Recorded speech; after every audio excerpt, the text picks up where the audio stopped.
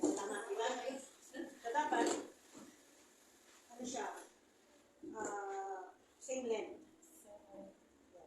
Kahoy talaga, ma'am, split. Yeah, kasi we have to have it stable. Okay. For example, hindi.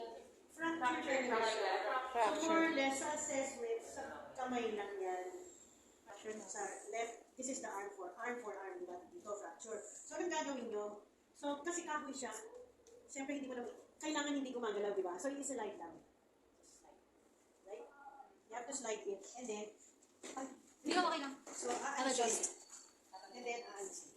Okay. Pero before that, yung split niya, kanyari dito yung fracture, i-measure mo dito sa unaffected. Kung paano. Okay? You have to measure the split na gagamitin nyo. So, pwede naman hanggang dito lang, kung nandito lang yung kanya. So, since wala namang time ganyan, so ganyan. And then you have to just pull it. Kasi kailangan mo lang gagalaw, di ba? Siyempre, nandito yung ano. Siyempre, you have to also secure yun para totally hindi gagalaw. So, you need to split, di ba? So, the same thing pa rin. So, you don't have to move, just slide it slowly. Makapal kasi yung speed mo, Yeah. manipis lang. And then, right? Manipis lang.